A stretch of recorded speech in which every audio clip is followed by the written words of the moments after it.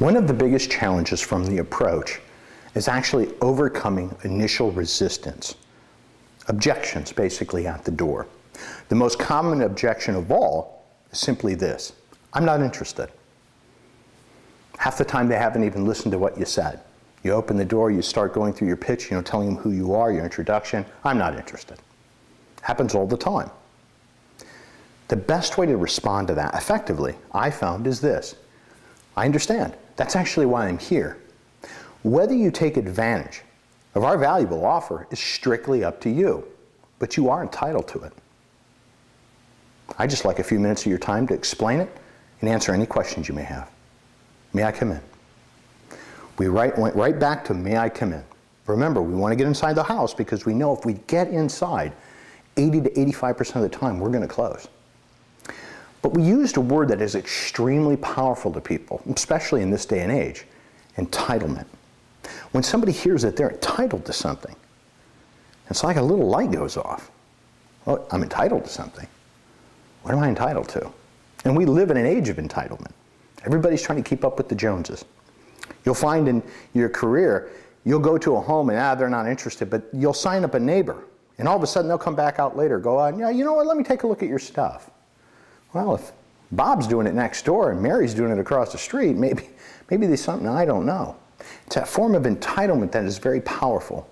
And it's enough sometimes to get them out of the mindset of I'm not interested, I'm being hassled, or I don't have time for this, to whoa, you've piqued my interest, go on. Another objection that you may hear periodically, depending on what provider you're servicing, is we've had your service, we weren't very satisfied with it. Okay. Or we had your service, we didn't like it, we had a lot of problems. Okay. What were those problems? I know it sounds like it's going to be a lot of work, but ask them what the problems were. And the reason is because you may very well find that the problems that they had are things that were resolved not long ago. If they weren't a customer in the last 6 months to a year, when maybe your company altered their infrastructure, made it stronger, built more customer service, provided better service, they're not aware of that.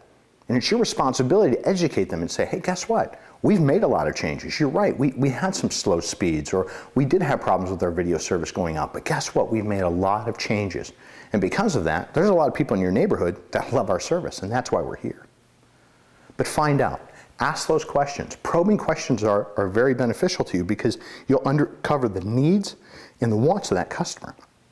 In addition, if they say they had bad service, we want to figure out what it is anyways, because it's only going to help us down the road.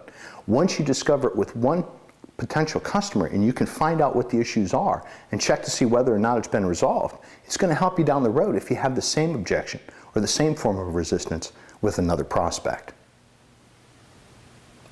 Once you're able to actually get inside the home, one of the first things you want to do is make sure that your shoes are not covered with mud or dirt or anything like that.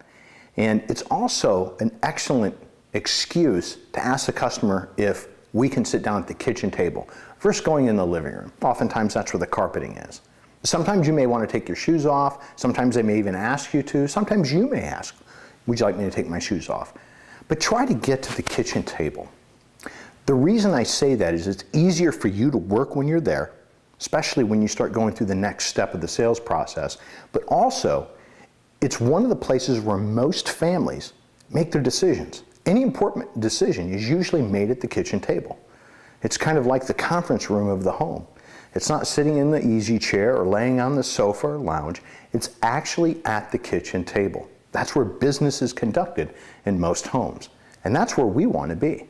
We want to make sure that if there's a family there that we're sitting in between mom and dad. That's the goal. You want to be sitting right in the middle. That way you can see both of them and you can communicate with them effectively. So make sure once you get into the home, feel free to ask, do you mind if we sit at the kitchen table? That way it's easier for you to take notes and write. And let them know that. There's not going to be any objection at all.